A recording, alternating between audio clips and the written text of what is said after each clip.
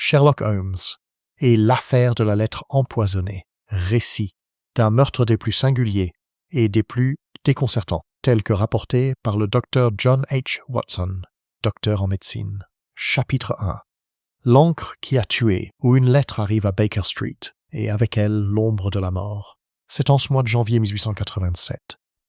Glacial. Que j'entendis pour la première fois le nom de Sir Edmund Caversham Blythe, un nom que je n'oublierai jamais avant la fin de la quinzaine. Cet hiver-là, Londres affichait sa misère au grand jour. Chaque soir, le brouillard déferlait de la Tamise comme un linceul gris recouvrant la ville, étouffant le clapotis des sabots sur les pavés, réduisant la lueur des lampes à gaz à une faible lueur de chaleur, et forçant même les vendeurs ambulants les plus endurcis à se réfugier sous les porches et les arcades. Baker Street elle-même était à moitié engloutie par la brume chaque nuit, et de nos fenêtres, au 221 B, on distinguait à peine le trottoir d'en face. Ce mardi matin-là, j'avais rendu visite à Holmes sans raison professionnelle particulière. Mon cabinet à Kensington était heureusement calme ces derniers temps, et Madame Watson, partie rendre visite à sa sœur à Bath, m'avait laissé avec une profusion d'heures libres que j'avais de plus en airs, plus de mal à occuper. Holmes, comme à son habitude durant ces périodes entre deux affaires, était plongé dans ses pensées depuis près de 3 jours, assis dans son fauteuil, les jambes repliées sous lui, les doigts serrés en une arche caractéristique sous son menton pointu, le regard perdu dans le vide, ses yeux semblant lire un texte invisible inscrit dans l'air. La pièce exhalait une odeur de tabac à pipe et de produits chimiques. Sur la table de travail près de la fenêtre gisaient les vestiges d'au moins 2 expériences. Une rangée de tubes à essai contenant des liquides aux teintes inquiétantes, un support de cornu et qui semblait être un morceau de foie de mouton dans un plat en verre dont j'avais préféré ne pas me renseigner sur la fonction. Des livres étaient empilés en 3 tours précaires à même le sol, à côté de son fauteuil. Un violon reposait sur le canapé, abandonné en pleine réflexion, son archet posé en biais sur les cordes. « Watson !» dit Holmes sans bouger ni ouvrir les yeux, tandis que je m'installais dans le fauteuil en face de lui. « Vous avez une trace de cirage sur l'annulaire de votre main droite, et votre colette, trop serrée d'un demi-pouce du côté gauche. Madame Watson est absente, et vous vous habillez sans sa surveillance attentive. Vous vous ennuyez. Bonjour à vous aussi, dis-je, acceptant cette analyse avec la bonne humeur teintée de lassitude que des années en sa compagnie avaient cultivée en moi. Et vous, avez-vous bougé quelque peu depuis lundi? Je suis allé à la cuisine chercher une tasse de café vers 23h30 hier soir, a-t-il dit. Et j'ai lu 14 articles sur la dissolution des composés du bismuth dans l'acide chlorhydrique. Ce fut une soirée productive. Tu as l'air d'un homme qui n'a pas dormi. Le sommeil est une concession biologique que je fais à contre-cœur et par intermittence, répondit-il. Je dormirai quand la ville deviendra moins intéressante. C'est-à-dire, pas aujourd'hui. Il ouvrit alors les yeux, me fixant de ce regard si particulier qui était le sien. Vif, gris, parfaitement éveillé d'une manière qui semblait presque surnaturelle comparée à l'immobilité du reste de son corps. « Nous allons recevoir une visite, a-t-il dit. Holmes, vous ne pouvez absolument pas. Les pas de Madame Hudson dans le couloir. 2 paires, les siens, et une autre, plus légère, précipitée. Une femme, jeune, je suppose, vu la vitesse, et elle porte quelque chose dans chaque main, quelque chose qu'elle craint de laisser tomber ou de déranger. C'est pourquoi elle n'a pas encore frappé. Elle se ressaisit, comme pour confirmer cela. On frappa doucement et timidement à la porte. « Entrez !» lança Holmes. La porte s'ouvrit sur Madame Hudson, notre imposante logeuse, arborant une expression d'une neutralité calculée que je reconnaissais désormais comme sa réaction face aux visiteurs arrivés en état de détresse. Derrière elle se tenait une jeune femme d'une 20aine d'années, vêtue de l'uniforme noir sobre mais impeccable du personnel de maison. Ses cheveux noirs relevés sous une coiffe blanche, légèrement de travers. Son visage était pâle, non pas d'une pâleur maladive, mais du choc glacial de quelqu'un qui avait été témoin d'une chose qu'il ne pouvait encore comprendre rationnellement. Dans ses mains gantées, elle tenait une petite boîte en bois, de la taille d'un étui à cigare, qu'elle portait avec la délicatesse exagérée de celle qui transporte un objet fragile. « Mademoiselle Alice Garrow vient vous voir, Monsieur Holmes, » dit Madame Hudson. « De la part de la famille Caversham Blythe, à Mayfair. »« Oui, oui, » dit Holmes en se redressant brusquement. « Entrez, Mademoiselle Garrow. Posez cette boîte sur la table délicatement, exactement comme vous la tenez. Ne la renversez pas. Watson, fermez la porte. » La jeune fille obéit, déposant la boîte avec une précaution tremblante sur le coin dégagé de la table de jeu. De près, je pouvais voir que ses yeux étaient rougis. Elle avait pleuré récemment et avait tenté, sans grand succès, de le dissimuler. « Asseyez-vous, » dit Holmes en désignant le canapé. Il resta debout, examinant la boîte en bois sous 3 angles différents, sans la toucher. « Maintenant, racontez-moi tout, dans l'ordre chronologique. N'omettez rien, aussi insignifiant que cela puisse vous paraître. » Mademoiselle Garrow joignit les mains sur ses genoux et prit une inspiration pour se calmer. « C'est Sir Edmund, monsieur, » dit-elle. « Sir Edmund Caversham Blythe. Il est mort. » Holmes ne dit rien. Il attendit. « Il est mort ce matin, » poursuivit la jeune fille, « à 7h30. Le docteur Prewitt, le médecin de famille, qui les suit depuis 20 ans, dit que c'était une crise cardiaque. Sir Edmund avait 64 ans et sa santé était fragile. Alors au début on a cru. » Elle s'interrompit, serrant les lèvres. « Mais Lady Caversham Blythe n'est pas convaincue, Monsieur Holmes. Elle dit que ce n'était pas naturel. Elle dit que c'est à cause de cette boîte qu'il est mort. » Holmes se pencha en avant, examinant la boîte sans la toucher. C'était un simple coffret rectangulaire en noyer foncé, fermé par un petit loquet en laiton. Le couvercle portait un monogramme discret gravé dans le bois, et c'est « B », incrusté d'un grain légèrement plus clair. Autour de la base de la boîte, visible même de loin, se trouvait une légère tache sombre qui avait imprégné la surface de la table, formant une fine traînée à l'endroit où la jeune fille l'avait posée. « Il y a une lettre à l'intérieur, » dit Mademoiselle Garrow. « Ou du moins ce qu'il en reste. Sir Edmund l'a reçue par le courrier du matin. Il l'a lu dans son bureau à 6h30. Le valet de pied, Thomas, l'a apporté avec le plateau du matin. Sir Edmund était alors en pleine forme, ou du moins aussi bien qu'avant. À 7h, Thomas alla chercher le plateau et trouva Sir Edmund affalé dans son fauteuil, la lettre à la main. La boîte était ouverte sur le bureau. Thomas courut aussitôt chez Lady Caversham Blythe, puis chez le docteur Prewitt. « Et la lettre ?» demanda Holmes. « Il est toujours dans la boîte. Lady Caversham Blythe ne voulait laisser personne y toucher. Elle a demandé à Thomas de le remettre dans la boîte et de refermer le couvercle.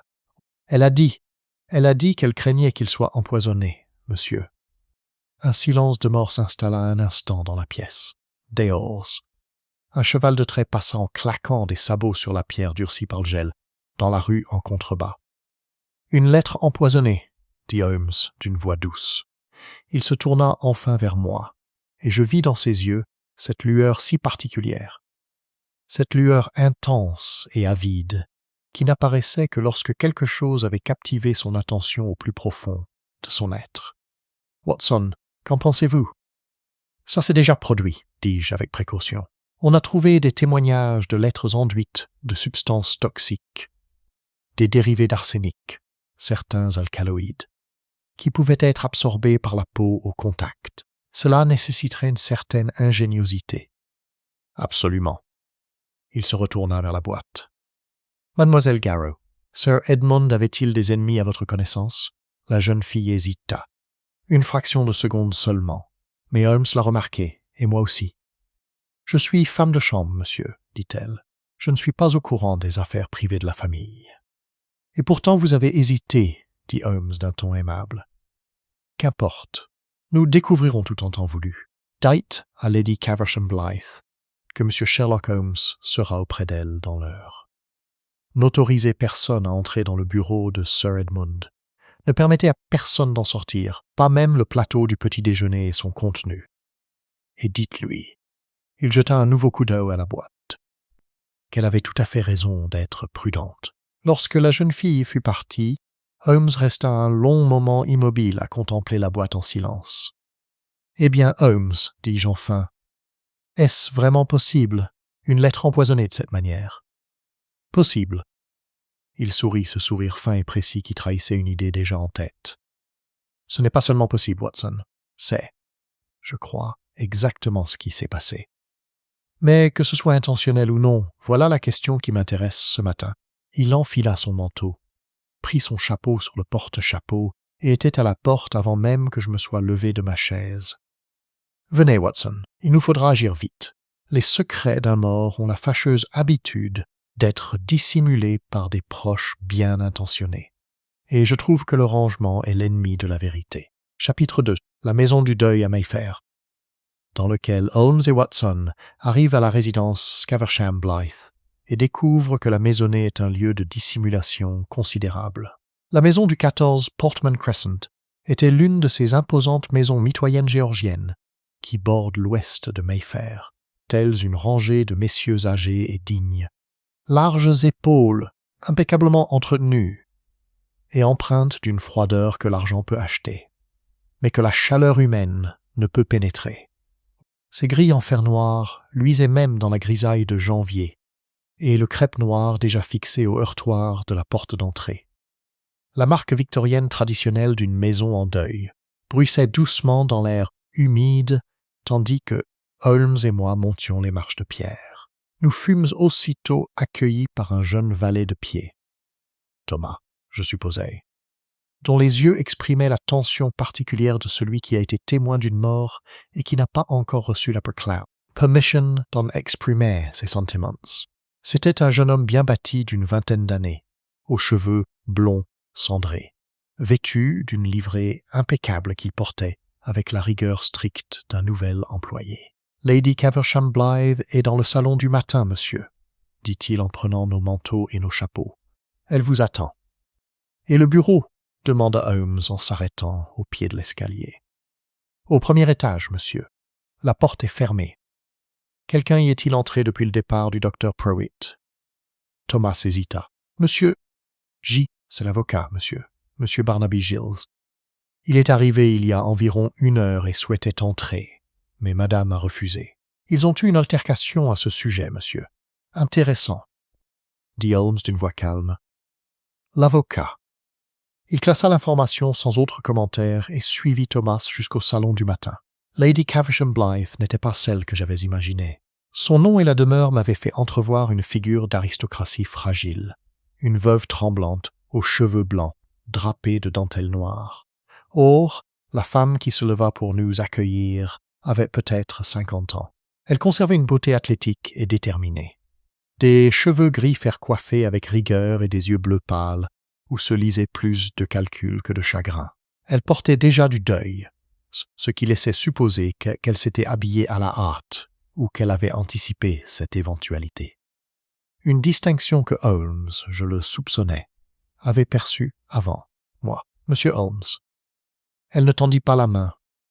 Elle nous examina tous deux d'un bref coup d'œil, puis désigna les chaises disposées devant le feu. « Je suis heureuse que vous soyez venu si vite. »« Mes condoléances, Lady Caversham Blythe, dis-je. » Elle inclina légèrement la tête. « Asseyez-vous, messieurs, je vous prie. Nous n'avons guère de temps à perdre en sentiments.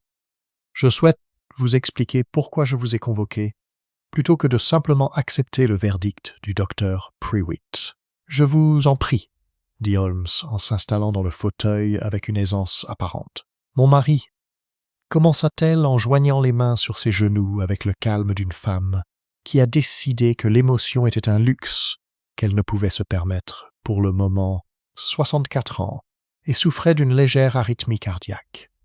C'est vrai. Le docteur Prewitt le sait depuis 6 ans. C'est aussi le genre de médecin qui, confronté à une explication plausible d'un décès, l'accepte sans poser de questions. Elle marqua une pause. « Je ne suis pas comme ça. »« Visiblement pas, » dit Holmes.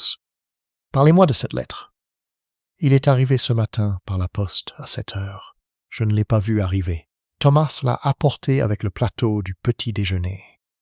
Je sais seulement qu'il était dans une simple enveloppe blanche, scellée avec de la gomme ordinaire, sans adresse d'expéditeur. Thomas n'a pas lu le cachet de la poste. Il n'est pas très observateur, je crois. L'enveloppe, dit Holmes. Où est-elle? Un bref silence. Je ne sais pas. Ce n'est pas dans le bureau. Je crois que Thomas l'a peut-être. Elle se retourna. Thomas. Le valet de pied qui était resté près de la porte sursauta. Madame. L'enveloppe qui est arrivée avec le courrier ce matin, celle que vous avez montée. Qu'en avez-vous fait après l'avoir donnée à Sir Edmund? Thomas fronça les sourcils.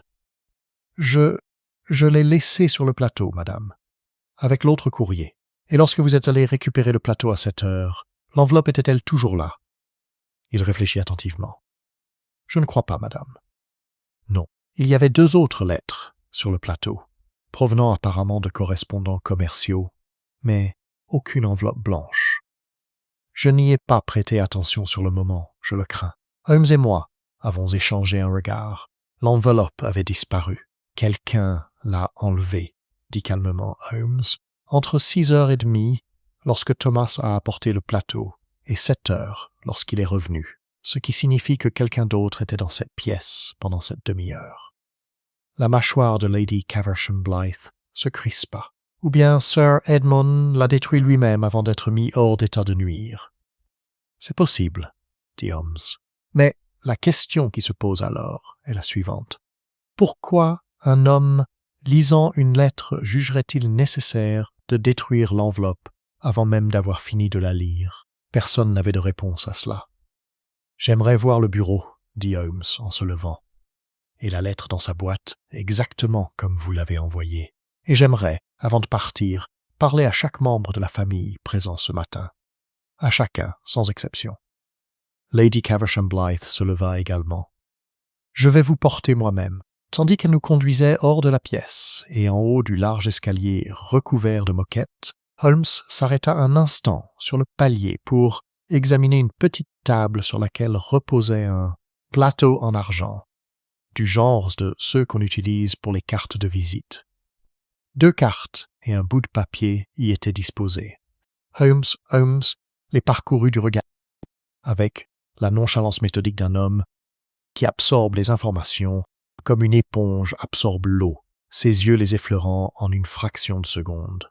Il ne dit rien, mais je perçus une expression à peine perceptible traverser son visage, non pas de la surprise, à proprement parler, mais une sorte de reconnaissance, comme si quelque chose qu'il pressentait venait de se confirmer. Nous arrivâmes à la porte du bureau. C'était une belle pièce, aux boiseries sombres, tapissées d'étagères, où flottait une odeur de cuir, de vieux papier, et, plus faiblement, d'autre chose, une odeur chimique et désagréable que je ne pus identifier immédiatement. Le fauteuil de Sir Edmund était toujours derrière le bureau, légèrement reculé comme par un mouvement brusque et involontaire. Sur le bureau reposait la boîte en noyer, désormais ouverte, contenant la lettre pliée.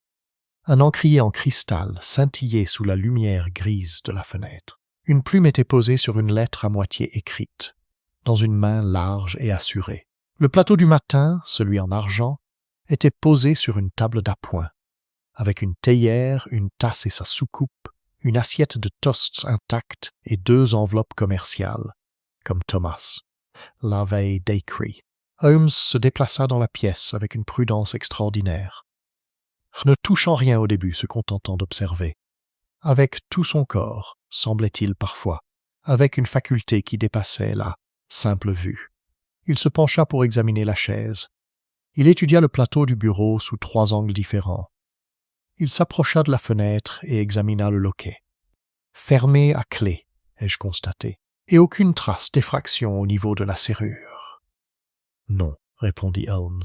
Il se tourna vers la cheminée. Dans le foyer, parmi les cendres froides du feu de la veille, car personne n'avait encore eu l'occasion d'en rallumer un, il s'accroupit et scruta quelque chose.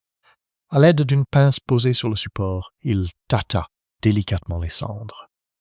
Plusieurs fragments de papier apparurent, brûlés mais pas entièrement consumés. « Lady Caversham Blythe, dit-il sans se retourner. Avez-vous une pince à épiler et un mouchoir blanc propre? » Elle sortit aussitôt le mouchoir de sa manche. Pour aller chercher la pince à épiler, il fallut un bref passage dans sa loge. effectué par Mademoiselle Garrow. Pendant que nous attendions, Holmes, debout près de la grille, fixait les fragments calcinés avec une intense concentration. « Il a brûlé l'enveloppe lui-même », me dit Holmes à voix basse, tandis que Lady Caversham Blythe était occupée avec le valet de pied dans le couloir. « Regardez ce coin. Le léger résidu bleu-gris, légèrement vitrifié. C'est de la gomme arabique provenant du seau de l'enveloppe. Il l'a jetée directement sur la grille froide après l'avoir ouverte. Elle a brûlé partiellement, faute de chaleur suffisante pour la consumer entièrement. Il commençait peut-être déjà à être sous l'effet de la drogue, ou bien il voulait lire la lettre avant de détruire quoi que ce soit d'autre. Il savait donc de qui cela venait, dis-je. Ou du moins, il soupçonnait que l'enveloppe elle-même était dangereuse. Holmes se redressa et me regarda. « C'est précisément la question à laquelle nous devons répondre, dit-il. Chapitre 3. La lettre qu'il ne faut pas lire. Dans cet ouvrage, le contenu de la lettre empoisonnée est révélé, et Holmes identifie un produit chimique d'une grande rareté, la lettre, lorsque Holmes se permit enfin de l'examiner. En utilisant une pince à épiler et une loupe, après avoir enfilé une paire de gants en caoutchouc qu'il avait pensé emporter dans la poche de son manteau, une précaution qui me valut un regard approbateur. S'avéra être une simple feuille de papier à lettres crème, pliée en 3 de manière conventionnelle. L'écriture était claire et soignée, bien qu'exécutée avec une certaine hâte. La pression de la plume était irrégulière et certaines lettres portaient les traits abrupts d'une personne écrivant, rapidement ou sous l'effet de l'agitation. On pouvait y lire « Edmund, tu sais ce que tu as fait à Calcutta, et tu sais que je le sais. L'heure du paiement est venue. La dette est exigible le 24. Si tu n'as pas pris les dispositions nécessaires d'ici là, ta famille saura tout. Brûle ce document après l'avoir lu. Vie. Nous sommes restés un moment autour, silencieux. Calcutta, dit Lady Caversham Blythe, et sa voix n'était, pour la première fois, pas tout à fait assurée. Votre mari a passé du temps en Inde? Demanda Holmes. Il travaillait pour la fonction publique du Bengale, dit-elle. Avant notre mariage, il a quitté Calcutta en 1878. Il n'en a jamais parlé. Jamais? Un silence. Rarement. Le regard de Holmes se reporta sur la lettre. Vie, murmura-t-il. Une initiale ou une abréviation. Le 24, c'est dans 3 jours. La dette, quelle qu'en soit la nature, était urgente. Il se pencha près du papier sans le toucher et inspira profondément. Une forte et délibérée inspiration. Watson, Watson. Je me suis penché. Il y avait une odeur, légère, mais distincte. Quelque chose de chimique et légèrement sucré, avec une note cireuse, presque huileuse. Il y a quelque chose sur le papier, dis-je, appliqué sur la surface, du côté qui aurait été en contact avec les mains du lecteur. Tout à fait. Holmes déposa délicatement la lettre et recula, et à l'intérieur de l'enveloppe, j'imagine. C'est pourquoi Sir Edmund l'a brûlée, ou du moins essayé. Il a reconnu l'odeur, il l'avait déjà sentie. Il savait ce que cela signifiait. Qu'est-ce que c'est? Qu'est-ce que c'est? Ai-je demandé.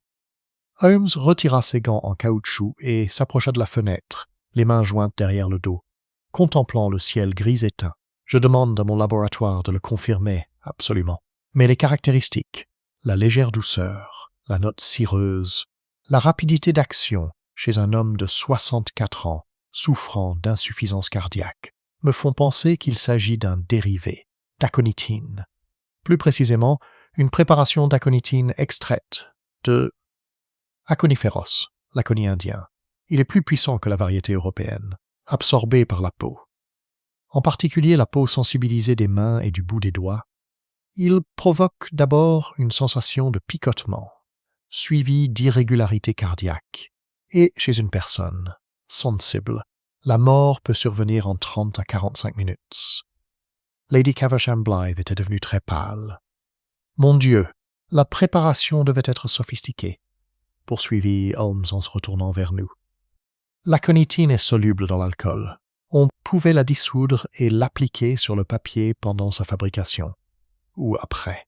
Le papier aurait alors une apparence tout à fait normale à l'œil nu, peut-être légèrement cireux au toucher pour un connaisseur, mais Sir Edmund n'avait pas, à ce que je sache, l'habitude de soupçonner sa correspondance.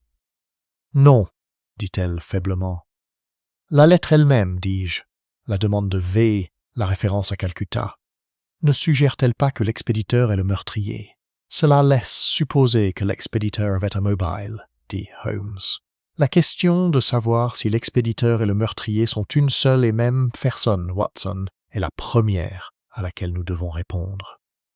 Il se tourna vers Lady Caversham Blythe. Qui d'autre était au courant du séjour de votre mari à Calcutta?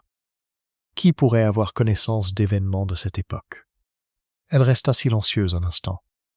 Son frère, dit-elle enfin, Monsieur Geoffrey Caversham Blythe. Ils étaient tous en Inde à la même époque. Geoffrey était commerçant. Ils n'ont jamais été proches. Connaissez-vous Geoffrey Caversham Blythe? Il habite à Clerkenwell. Il est venu ici le mois dernier. Il y a eu une dispute. Je n'étais pas présent pendant toute la dispute. Je sais seulement que c'était à propos d'argent, et qu'Edmund était furieux après. Holmes hocha lentement la tête. Nous devrons lui parler. Et à l'avocat, Giles, arrivé ce matin. Quel est son rôle? Barnaby Giles gère les affaires juridiques d'Edmund depuis 15 ans. Il est venu, a-t-il dit, parce qu'il avait reçu la veille une communication d'Edmund demandant une consultation urgente. Hier. Le regard de Holmes s'aiguisa. Et la nature de la consultation? Il ne voulait rien me dire. Il voulait entrer dans le bureau. Son menton se releva légèrement. J'ai refusé. Je ne lui faisais pas confiance. Sage, dit simplement Holmes. Personne n'entre dans cette pièce avant que je n'ai terminé. Disons, encore 3 heures. Après quoi je souhaiterais m'entretenir avec Monsieur Giles, Geoffrey Caversham Blythe, tous les membres du personnel de maison et le secrétaire de votre mari, s'il en avait un. Il en avait une. Mademoiselle Penelope Farzingale. Elle travaille au bureau du rez-de-chaussée, 3 jours par semaine. Elle était là hier. Holmes se tourna vers moi avec ce regard mêlé de satisfaction et d'une excitation à peine contenue, propre à un homme au début d'une enquête. « Eh bien, Watson, dit-il, nous avons une lettre empoisonnée d'un maître chanteur, une enveloppe déchirée, un homme mort à Calcutta qui cachait des secrets, un notaire suspect, un frère avec lequel il était brouillé et qui se dispute à propos d'argent, et une secrétaire présente la veille du décès. » Il prit sa loupe. Commençons sérieusement. Chapitre 4. Secrets, inscrit dans le grain des choses. Dans cette scène, Holmes observe la pièce comme un autre homme lit un livre, et Watson commence à ressentir les premiers signes de confusion. Holmes passa près de 90 minutes dans ce bureau, et c'était, comme toujours, un spectacle à la fois remarquable et quelque peu intimidant. Il se déplaçait dans la pièce avec la méticulosité d'un naturaliste recensant une nouvelle espèce, touchant chaque objet avec précaution de ses mains gantées, examinant chaque surface et chaque recoin à la loupe, murmurant parfois à voix basse, trop bas pour que je puisse l'entendre. Je m'occupais en prenant des notes. C'était, à cette époque, ma principale fonction durant la phase d'enquête. J'avais depuis longtemps accepté d'être moins un partenaire dans la déduction qu'un preneur de notes, un rôle qui convenait à ma formation et à mon tempérament, et que Holmes, malgré son apparence parfois brusque, semblait sincèrement apprécier. Il examina la plume posée sur la lettre à moitié écrite. « Sir Edmund était en train d'écrire cela lorsque le courrier du matin est arrivé, dit-il. L'encre a séché d'un trait net, ce qui signifie qu'il a posé la plume de son propre chef, et non pas dans un accès de colère. Il a posé la plume, a pris le courrier et a ouvert la lettre. Les 2 autres lettres commerciales sur le plateau n'étaient pas ouvertes. Ai-je noté en consultant mon bloc-notes. Oui, il n'a ouvert que l'enveloppe blanche, ce qui signifie il l'a choisi délibérément, ai-je dit. Il l'a reconnu. Ou bien l'a-t-il ouvert en premier parce que c'était inhabituel. Pas d'adresse de retour imprimée, pas de cachet d'entreprise. Curiosité ou appréhension? Holmes se dirigea vers les tiroirs du bureau et commença à les ouvrir un à un, dans l'ordre inverse. Les gens sont prévisibles dans la façon dont ils rangent les documents sensibles, Watson. Ils les gardent à portée de main, mais ils se persuadent de les avoir cachés. Le tiroir du haut. De la papeterie, un ouvre-lettres, une boîte de stylos. Le 2e tiroir, des reçus, un agenda de poche. Holmes s'arrêta devant le journal.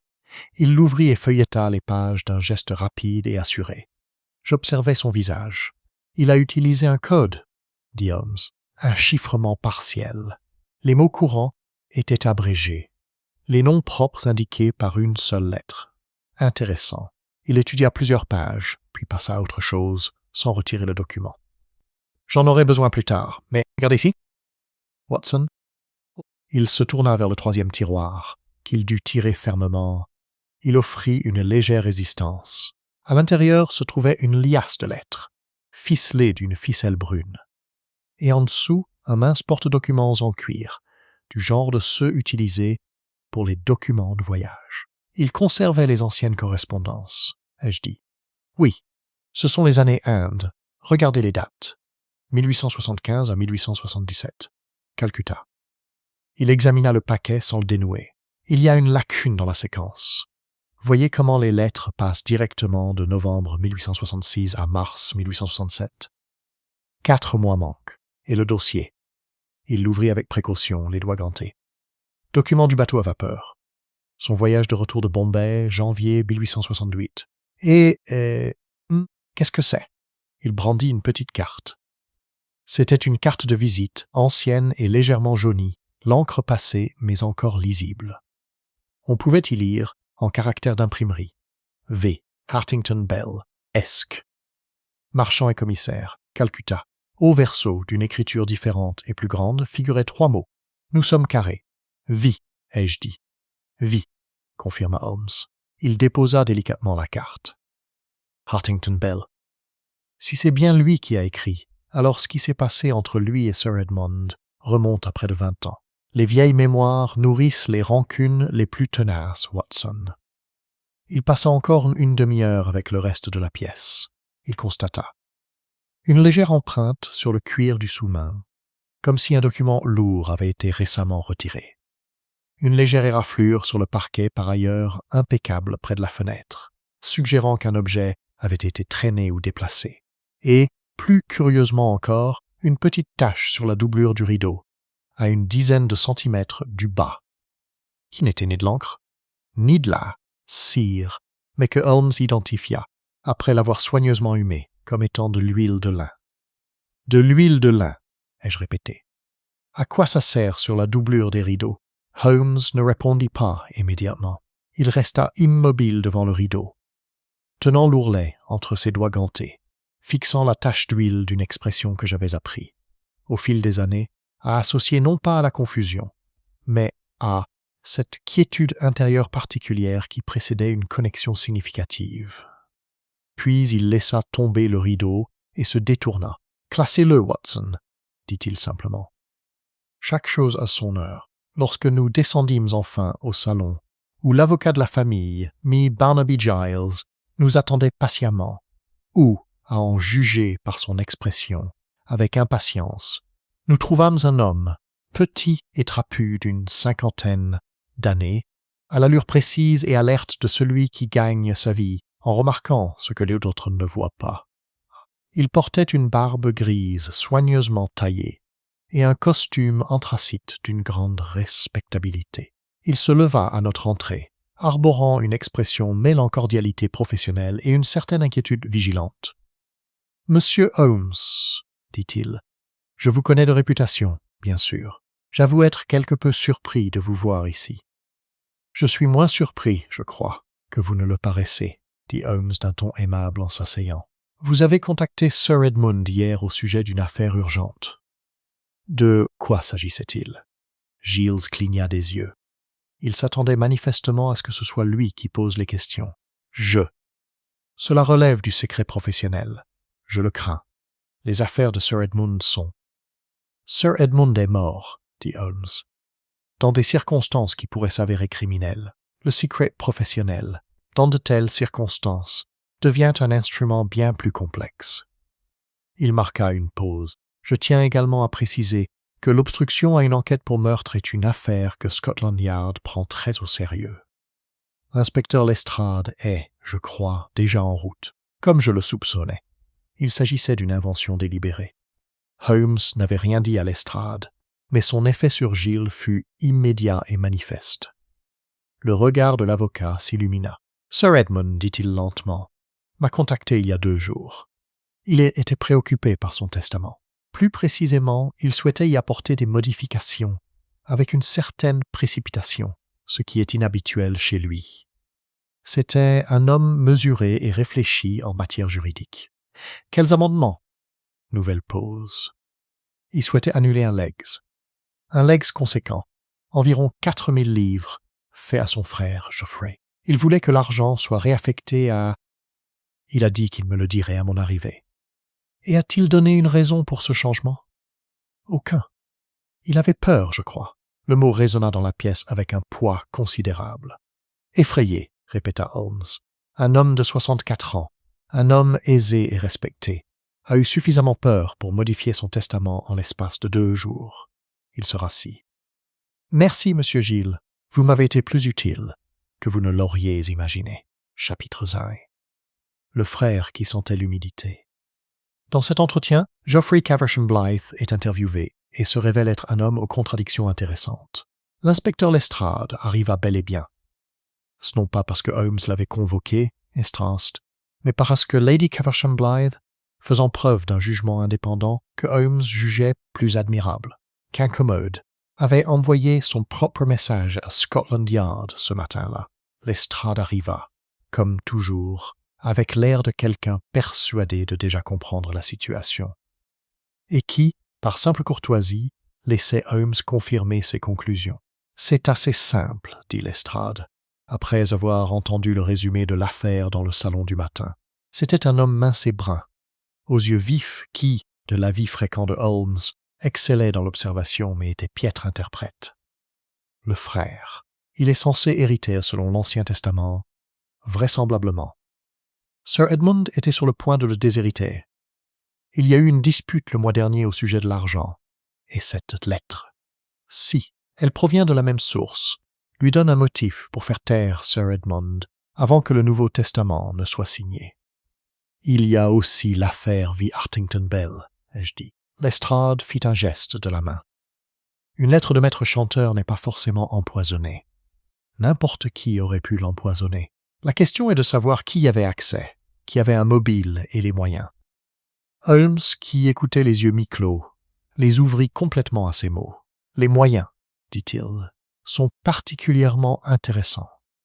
L'aconitine en est un dérivé. Aconiferos n'est pas une substance que l'on trouve chez un pharmacien ordinaire. Il faut soit un fournisseur spécialisé, soit, et c'est l'hypothèse la plus intéressante, quelqu'un ayant un accès direct à la plante elle-même ou à la documentation technique nécessaire à sa préparation. Où trouver une telle source à Londres? Lestrade semblait légèrement déçu.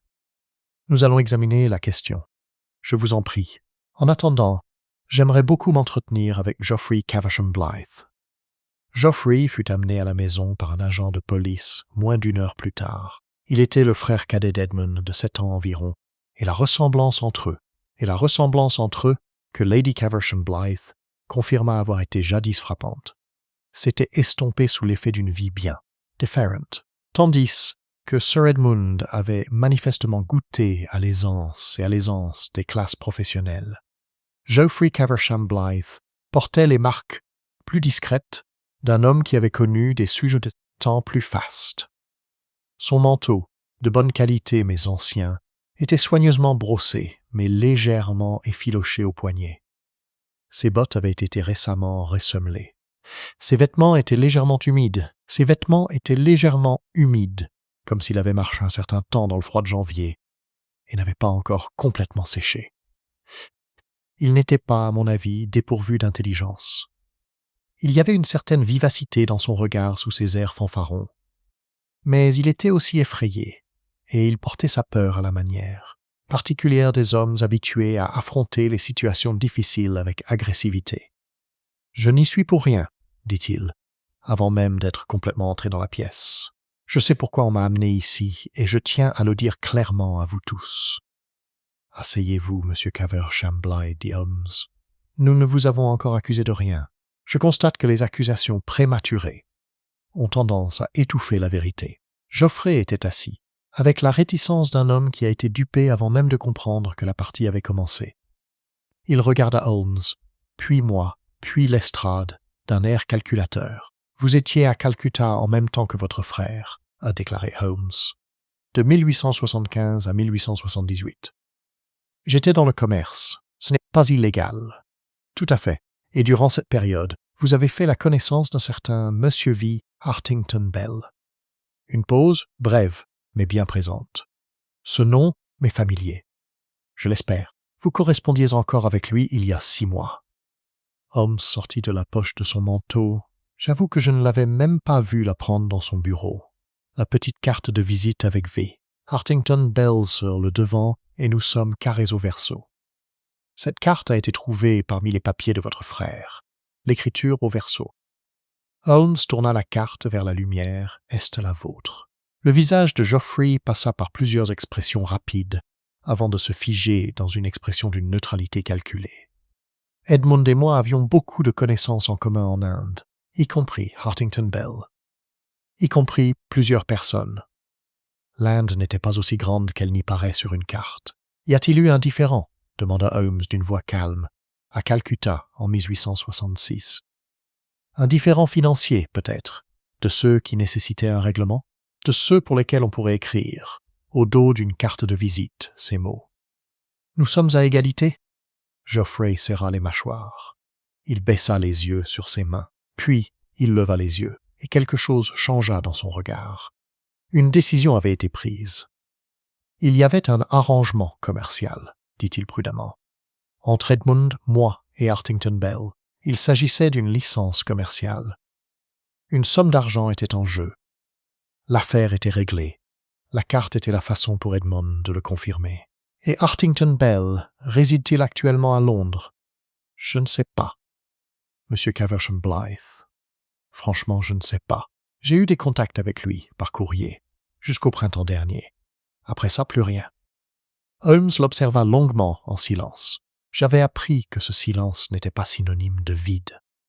C'était une pression, exercée avec une précision chirurgicale pour déceler la faille dans le récit de cet homme. « Votre frère, dit finalement Holmes, était en train de vous déshériter au moment de sa mort. » Geoffrey laissa échapper un léger soupir. « Je n'étais pas au courant. »« Tu ne l'étais pas? La dispute que vous avez eue le mois dernier. » »« C'était une histoire d'argent, oui. » Il me devait de l'argent, un prêt personnel contracté avant que sa situation financière ne s'améliore. Il a refusé de le reconnaître. Sa voix s'était durcie. Je ne suis pas surpris qu'il ait voulu me nuire depuis l'au-delà. C'est tout à fait dans son caractère. « Et où étiez-vous » demanda Lestrade en se penchant en avant. « Ce matin, entre 6h et 7h30, chez moi, dans mes appartements à Clerkenwell. Quelqu'un peut-il confirmer cela? Ma logeuse. Madame Patch. Elle m'apporte mon petit déjeuner à 7h. » Lestrade le remarqua. Holmes n'avait pas bougé. Il observait toujours Geoffrey avec cette attention calme et pesante, et je remarquais, comme je l'avais déjà remarqué dans le bureau puis dans le couloir, que son regard se porta un instant sur la main droite de Geoffrey. Puis il revint à son visage. « Merci, » dit Holmes. « Ce sera tout pour le moment. » Lorsque Geoffrey eut été escorté hors de la pièce, je me tournai vers Holmes. « Vous avez vu quelque chose ?» dis-je. « Sa main droite, » dit Holmes. « On observe une légère rougeur au niveau des 2 premiers doigts, très légère, probablement due au froid ou à la sécheresse cutanée. Mais cela le démange. Il s'est frotté les doigts contre la cuisse, à 2 reprises pendant que nous parlions. » Il marqua une pause. L'aconitine, même à très faible dose, provoque des picotements et une irritation cutanée au point de contact. La pièce parut soudain plus froide. Puis il a touché la lettre, ai-je dit. « Peut-être, » dit Holmes. Ou peut-être est-il entré en contact avec la substance à un autre moment et pour une toute autre raison. Il se leva et se dirigea vers la fenêtre. Nous ne devons pas nous précipiter. Les preuves le placent à proximité des moyens utilisés. Mais la proximité n'est pas synonyme de culpabilité. La moitié des hommes en Angleterre ont les doigts rougis en janvier, Watson. Ce qu'il me faut, ce n'est pas un suspect, il me faut une chaîne. Chapitre 6. Les aveux de la secrétaire et les 4 mois manquants. Dans cet épisode, Mlle Farthingale révèle quelque chose qu'elle n'aurait pas dû voir, et Holmes se trouve préoccupé par une lacune dans les archives historiques. Mademoiselle Penelope Farthingale avait une trentaine d'années et affichait le calme particulier de celle qui, depuis des années, se faisait discrète dans les cercles où se déroulent des affaires. Importantes, mince, soignée, légèrement myope derrière ses lunettes à monture dorée. Elle nous reçut dans le petit bureau du rez-de-chaussée où elle gérait la correspondance de Sir Edmund avec une coopération prudente.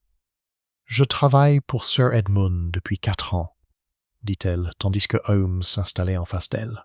Je gère sa correspondance professionnelle, son agenda et certaines questions financières. Les paiements de factures, les virements courants, ce genre de choses. Hier, dit Holmes, Sir Edmund vous a convoqué. Oui, il est arrivé au bureau à 10 heures, plus tôt que d'habitude, et m'a demandé de trouver un dossier précis. Il s'agissait d'anciens documents commerciaux indiens datant des années 1870. J'ai fouillé le classeur. Le dossier n'y était pas. Était-ce déjà là auparavant? Elle réfléchit attentivement. J'ai indexé tous les fichiers lorsque j'ai commencé à travailler ici, il y a 4 ans. Ce dossier en particulier était déjà là. J'en suis absolument certaine. Je l'ai remarqué parce que l'étiquette était écrite de la main de Sir Edmund et non dactylographiée, ce qui était inhabituel. Qu'est-ce qui était écrit sur l'étiquette? Calcutta, soldat, 1866-67, est en dessous un mot que je ne reconnaissais pas. Je crois que c'était un nom de lieu, Barapur. Holmes resta parfaitement immobile. Barapur, répéta-t-il doucement, c'est un district, je crois, à l'est de Calcutta. Ou plutôt, c'était un district, je ne suis pas expert en géographie indienne. Que s'est-il passé quand vous lui avez dit que le fichier était manquant? Mademoiselle Farthingale retira ses lunettes et les polit avec un petit chiffon qu'elle prit dans le tiroir de son bureau. Une mort. Activité de diversion, pensai-je, comme si elle cherchait à se donner du courage. Il était très contrarié, dit-elle. Pas bruyamment, Sir Edmund n'était pas du genre à élever la voix. Il devint très silencieux, ce qui était d'autant plus inquiétant. Il me demanda si j'avais enlevé le dossier ou si je l'avais prêté à quelqu'un. « Et vous » ? « Non, je le lui ai dit. Il m'a cru. Je crois qu'il m'a cru. » Il s'est assis tout à coup sur la chaise là-bas et il a mis sa tête entre ses mains. Il a dit, doucement, comme s'il se parlait à lui-même plutôt qu'à moi. Ah, il a dit, alors il est déjà trop tard. Un silence s'installa dans la pièce pendant un instant. Et puis, il s'est ressaisi. Il m'a remercié et m'a congédié. Quand je suis parti, il était assis à son bureau, le regard dans le vide. Holmes se pencha en avant. « Mademoiselle Farthingale, je veux que vous réfléchissiez bien au cours des 4 années que vous avez passées ici. Quelqu'un d'autre a-t-il visité ce bureau? Quelqu'un qui a manifesté un intérêt pour les anciens dossiers, pour les années indiennes de Sir Edmund? » Elle resta silencieuse un instant, puis, en octobre dernier, peut-être octobre ou tout début novembre, un monsieur est venu. Il a dit être une vieille connaissance de Sir Edmund venu d'Inde. Sir Edmund était absent. L'homme m'a demandé, il était très aimable, très poli, s'il pouvait laisser un message. Je lui ai proposé du papier et une plume. Il a écrit le mot, l'a scellé lui-même et m'a remercié. Avez-vous vu son nom? Il l'a donné sous le nom de M. Vernon Bell. Holmes et moi nous sommes regardés V. Bell, abréviation ou alias de V. Artington Bell. À quoi ressemblait-il? Demanda Holmes. Grand, peut-être 60 ans. Très bronzé, comme s'il avait passé des années sous un climat ensoleillé. Cheveux blancs. Il portait une canne, mais je ne pensais pas qu'il en avait besoin. C'était plus un accessoire. Il avait des yeux très sombres, ce que j'ai remarqué, car ils contrastaient avec le reste de son visage. Tout le reste était plutôt gris et doux, mais ses yeux étaient perçants. « Et la canne, dit Holmes. De quel genre? » Elle cligna des yeux, surprise par la précision inattendue de la question. Du bois sombre, avec une poignée en laiton en forme de... je crois que c'était un animal. Un oiseau, peut-être? Non, un serpent en laiton. Holmes se rassit. Excellent, dit-il. Mademoiselle Farthingale, vous nous avez été d'une aide précieuse. Une dernière question. Sir Edmund l'a-t-il vu? Lui avez-vous remis le billet? Oui, je lui ai donné le mot le lendemain matin. Il l'a lu et l'a immédiatement brûlé dans la cheminée du bureau. Holmes la remercia et se leva. Dans le couloir, hors de portée de voix.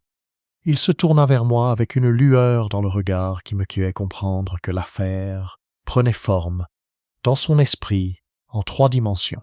Hartington Bell, ou, comme il se faisait appeler, est venu ici en personne à l'automne, a-t-il déclaré. Il a pris contact. Il est venu pour menacer, je crois, ou pour tester la coopération de Sir Edmund.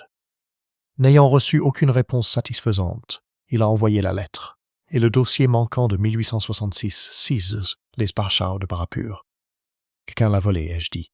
On me l'a volé. Avant ou après la visite de Hartington Bell, telle est la question.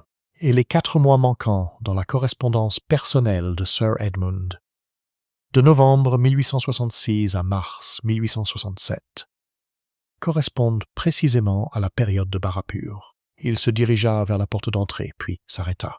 « Watson, que savez-vous de l'indigo » Je le fixai du regard. La teinture, le commerce.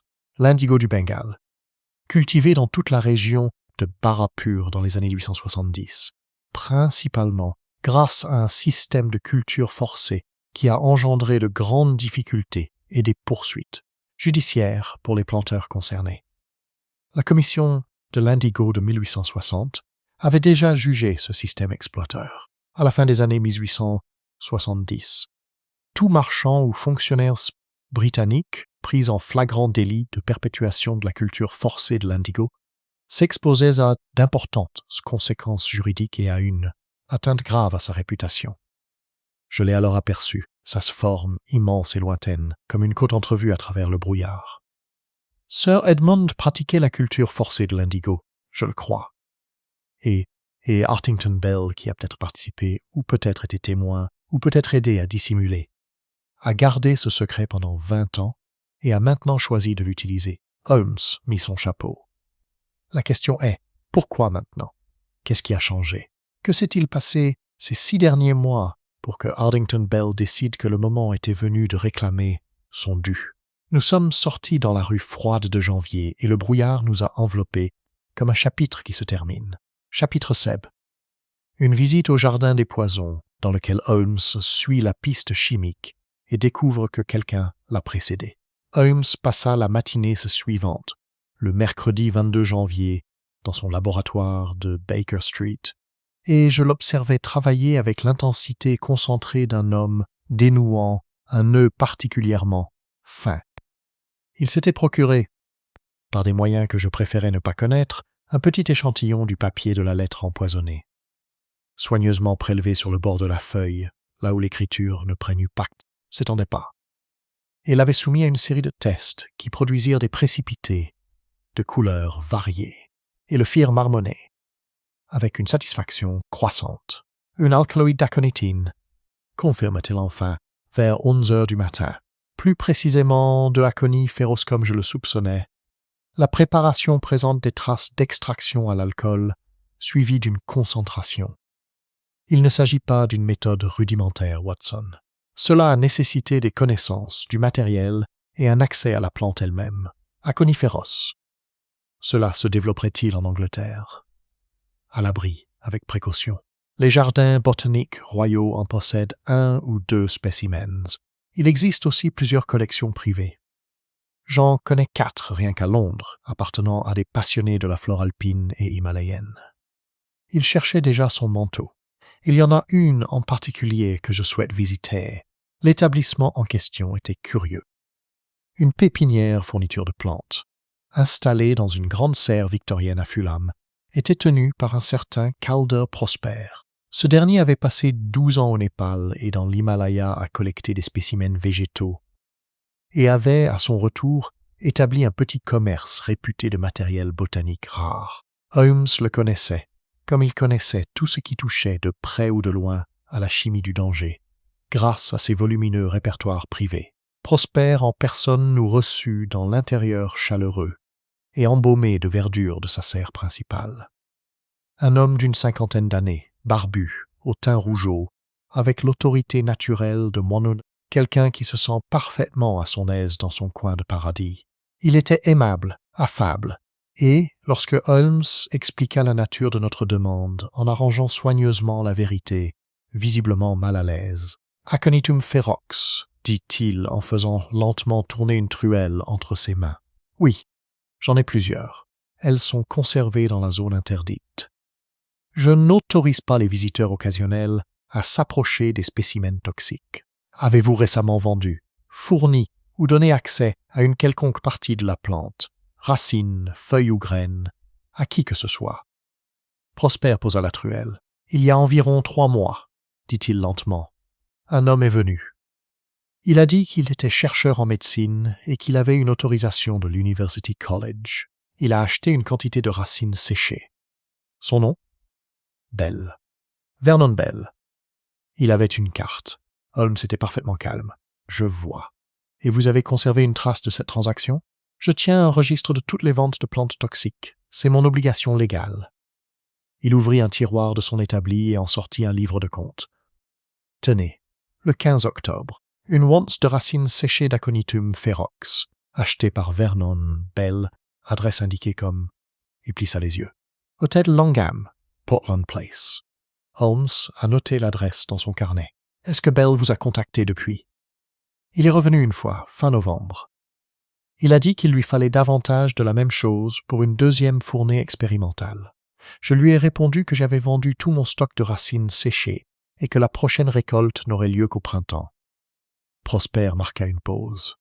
Il semblait déçu, mais pas surpris, comme s'il s'y attendait. En quittant la serre et en retrouvant la rue froide de Fulham, je regardai Holmes. Il a acheté la racine d'aconitine en octobre, dis-je.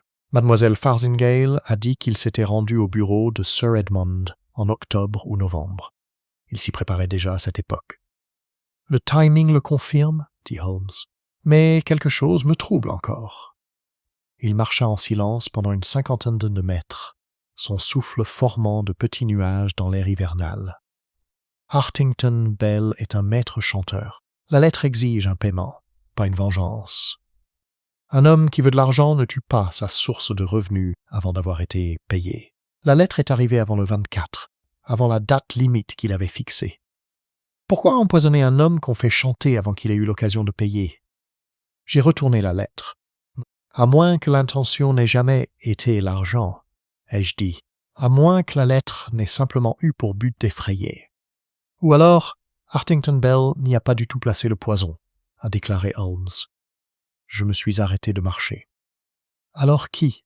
Holmes se tourna vers moi.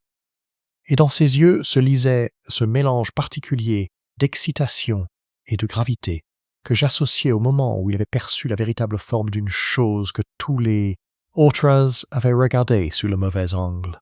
Quelqu'un, dit-il, qui voulait la mort de Sir Edmund et qui a trouvé dans la lettre de Hartington Bell l'instrument parfait, tant pour le meurtre que pour la diversion.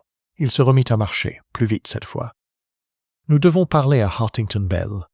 Aujourd'hui, chapitre web. L'homme du Langham, dans ce récit Hartington Bell est retrouvé, et la compréhension de l'affaire par Holmes subit une profonde révision. L'hôtel Langham, situé sur Portland Place, était à cette époque l'un des établissements les plus prestigieux de Londres. Un vaste édifice couleur crème, construit en pierre de Portland, offrant à sa riche clientèle le summum du luxe continental en terre anglaise. Un tel lieu semblait un repère improbable pour un maître chanteur. Mais comme Holmes l'avait remarqué à plusieurs reprises, les hommes les plus dangereux sont souvent ceux qui semblent le plus à l'aise dans un cadre respectable.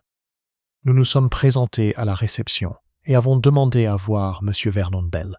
Le réceptionniste a consulté son registre et nous a informés, avec le regret poli de quelqu'un passé professionnel à décevoir, que M. Bell était parti 2 jours auparavant, le 20 janvier, la veille du décès de Sir Edmund. Holmes a assimilé cette information sans manifester de réaction apparente. Y avait-il une adresse de réexpédition? Non, monsieur. Bell a payé la totalité et est parti très tôt, avant 6 heures du matin, je crois. Avant 6 heures. Holmes resta silencieux un instant. Monsieur, Bell a-t-il reçu des visiteurs pendant son séjour? Quelqu'un lui a-t-il rendu visite, en personne ou par courrier? Le réceptionniste hésita. C'était le genre de question à laquelle les hôtels préféraient ne pas répondre. Mais Holmes sortit, avec une aisance consommée, une carte portant un insigne d'apparence, officiel qui, je le soupçonnais, n'était pas tout à fait ce qu'il paraissait être, et la résistance du réceptionniste s'évanouit. « Un monsieur est venu, a-t-il dit, la semaine dernière, jeudi soir. Il n'a pas donné son nom. Il a demandé le numéro de chambre de monsieur Bell et est monté sans prévenir. Il est resté à l'hôtel une demi-heure environ. Une description. Grand, plutôt jeune, peut-être 30 ans. Blond. Il portait un beau manteau, je l'ai remarqué car il était tout neuf. Il portait quelque chose, un petit paquet, dit Holmes. Emballé dans quoi? Du papier Kraft, je crois, à peu près de cette taille. Le vendeur indiqua avec ses mains les dimensions approximatives d'un livre. Dans le taxi qui les ramenait à Baker Street, Holmes était assis, les doigts entrelacés et les yeux fixés sur une géographie intérieure que je ne pouvais pas voir. Le jeune homme blond avec le paquet, dit-il, plus pour lui-même que pour moi, est passé à Hartington Bell jeudi. Sir Edmund est mort mercredi matin. Cela signifie... Il s'interrompit. Holmes. J'ai commis une erreur, dit-il doucement. Il y avait presque de l'étonnement dans sa voix. Une erreur catégorique. J'ai supposé que Hartington Bell avait envoyé la lettre empoisonnée. Mais s'il l'avait envoyée sans poison, et s'il n'était qu'un maître chanteur, un vieil homme apeuré avec un secret vieux de 20 ans, et que quelqu'un d'autre avait intercepté la lettre, ou y avait eu accès, et y avait ajouté le poison, je suis resté parfaitement immobile. Cela signifierait que la lettre a été empoisonnée après son envoi par Hartington Bell. Ou encore que l'enveloppe ait été substituée. Une simple enveloppe blanche sans adressato. Parfaitement reproductible. Si quelqu'un savait que Hartington Bell écrivait à Sir Edmund, s'il savait que la lettre allait arriver, il aurait pu préparer une enveloppe et une lettre identiques, ajouter le poison au papier et les substituer à la lettre originale avant qu'elle n'atteigne Portman Crescent. Mais cela nécessite de connaître à la fois le contenu de la lettre et la date exacte de son arrivée. Il faut que quelqu'un soit suffisamment proche des deux hommes pour posséder cette information. Holmes se tourna vers moi, ou suffisamment proche de l'un d'eux et qui surveille l'autre. Chapitre 9. Le rideau et l'horloge, dans lequel Holmes expose ses déductions jusqu'à présent, et Watson commence à entrevoir la véritable nature du crime. Ce soir-là, Holmes arpenta Baker Street de 20h jusqu'après minuit. Assis près du feu, je lisais en apparence, mais en réalité, je l'observais réfléchir.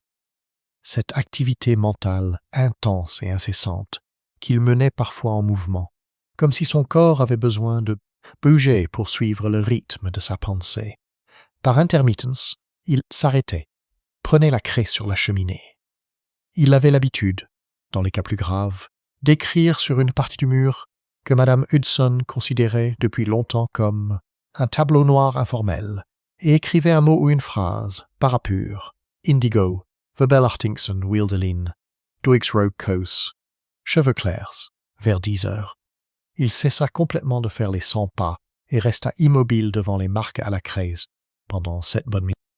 Puis il a dit « Le rideau. Je vous demande pardon ?» L'huile de lin sur la doublure des rideaux du bureau de Sir Edmund. Je l'ai limé, comme je l'ai dit.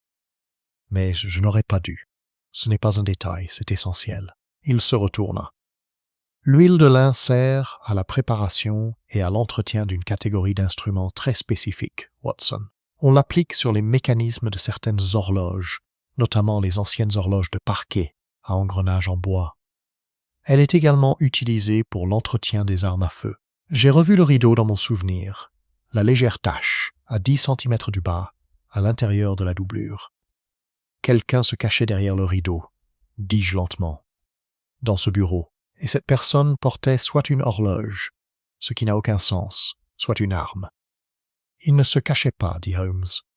Ils travaillaient. Ils se sont agenouillés près du rideau suffisamment longtemps pour laisser une trace de contact avec ce qu'ils manipulaient. Et voici ce que j'ai négligé. Les raflures sur la plinthe près de la fenêtre. Non pas dû à quelque chose qu'on a traîné, à quelque chose qui s'est agenouillé, un genou contre un plancher en bois, appuyé avec une certaine force pendant un certain temps. Holmes, dis-je prudemment, vous avez dit que la fenêtre était verrouillée de l'intérieur. La fenêtre principale, oui. Mais le bureau possède une fenêtre secondaire, étroite, à gauche de la fenêtre à guillotine principale, que j'avais remarquée sans y prêter attention immédiatement. Une fenêtre à guillotine, à l'ancienne, avec un simple loquet. Ce dernier présente de légères marques, signe d'une manipulation de l'extérieur. Il prit sa pipe. Quelqu'un est entré dans le bureau avant Sir Edmund, alors que la maison dormait encore. Cette personne s'est agenouillée près du rideau et a préparé quelque chose. Puis elle est sortie par la fenêtre secondaire, la refermant de l'extérieur à l'aide d'une fine lame, ce qui explique les marques, et elle a attendu. « Préparez quoi ?» ai-je demandé. « Si le poison était dans la lettre. »« Si, dit Holmes, mais je crois maintenant que le poison ne se trouvait pas du tout dans la lettre. » Je le fixai du regard. « Réfléchissez-y bien, dit-il en s'asseyant enfin. Sir Edmund a reçu la lettre, il l'a lue. Il a brûlé l'enveloppe dans la cheminée froide, ce qui n'a eu qu'un effet partiel. À quel moment de séquence a-t-il absorbé une dose mortelle d'aconitine?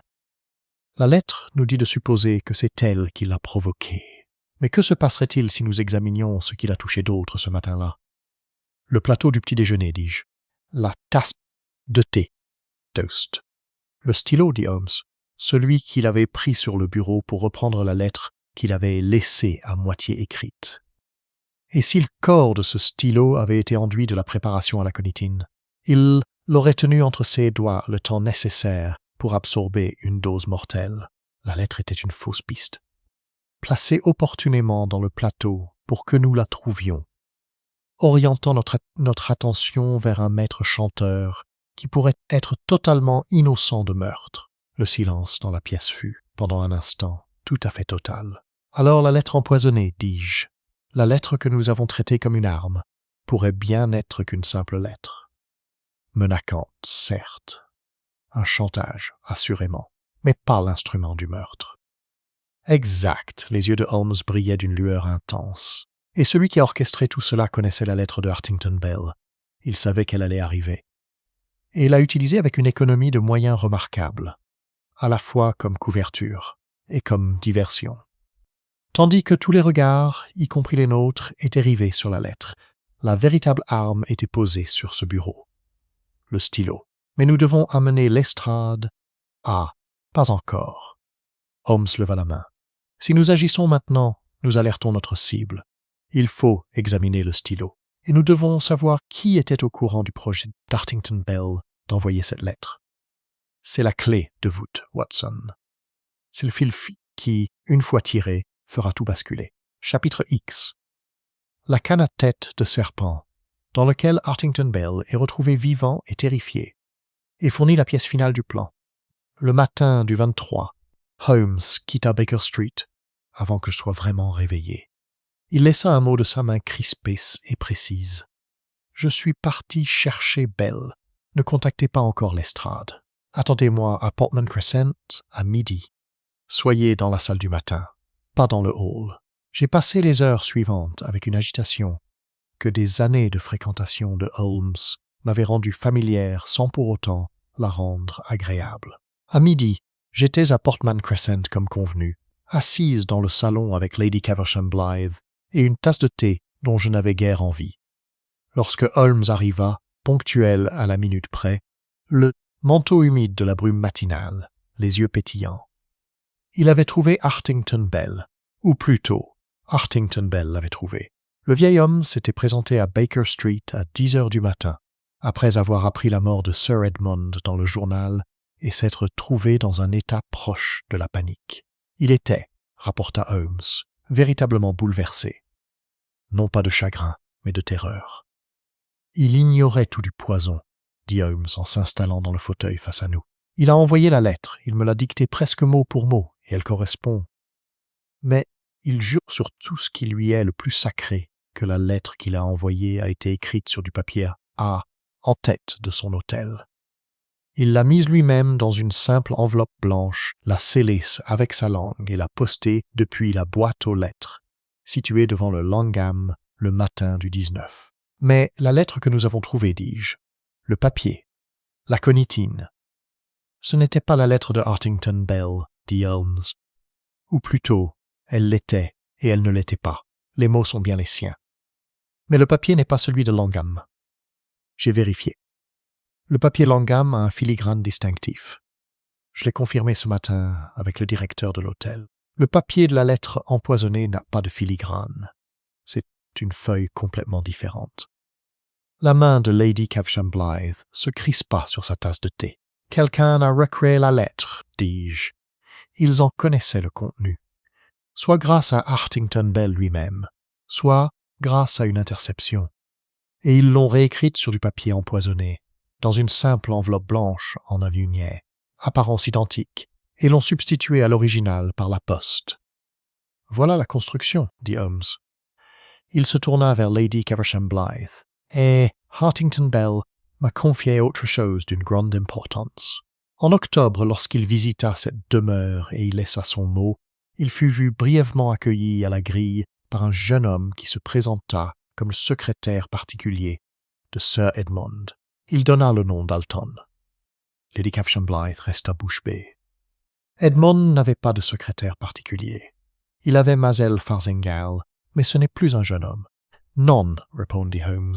Et pourtant, ce jeune homme, blond, élégant, peut-être trentenaire, était suffisamment à l'aise sur les lieux pour intercepter un visiteur au portail et apprendre, au fil de la conversation, la nature du grief de Hartington Bell et le fait qu'il comptait écrire à Sir Edmund. Hartington Bell se confia plus qu'il n'aurait dû. Il était nerveux, et le jeune homme se montra à la fois compatissant et persuasif. Il se leva et se dirigea vers la fenêtre, regardant la rue, les mains jointes derrière le dos. « Il n'y a pas d'Alton dans votre foyer, dit-il, mais il y a un Geoffrey Caversham Blythe qui a rendu visite à son frère le mois dernier. Et Geoffrey a un fils. » Lady Caversham Blythe se figea. « Bien reçu, » dit-elle très doucement. « Roger Caversham Blythe, dit Holmes. 28 ans, blonde, instruite. Il avait besoin d'argent, je crois. Il devait être pris en charge par la part de Geoffrey dans le testament, et cette part était sur le point d'être éteinte. » Il marqua une pause. « J'ai également découvert ce matin, grâce à un employé de l'University College, qu'il était étudiant en chimie botanique. Il a notamment étudié les propriétés des alcaloïdes de la famille des renonculacées. »« Laconie » ai-je dit Tacconi. « Monkshood » confirma Holmes. « C'était le jeune homme qui s'est rendu au Langham jeudi et qui a apporté un colis. Il dérobait, je crois, la lettre originale dans la chambre de Hartington Bell. Il avait tissé des liens avec le vieil homme pendant plusieurs semaines, une fausse amitié, et lors de sa visite, il a récupéré la lettre avant qu'elle ne soit postée, ou la remplacée. Il en a recopié le texte, empoisonné le papier, changé l'enveloppe et posté lui-même la nouvelle version. Il se retourna vers nous, et la veille de la mort de Sir Edmund, il est entré dans cette maison par la fenêtre du bureau secondaire et a enduit le corps de la plume de Sir Edmund d'aconitine concentrée. Le silence qui régnait dans le salon le matin était le silence particulier des choses qui devenaient soudainement, inéluctablement claires. Les doigts rougis de Geoffrey, dis-je, pas ceux de Geoffrey.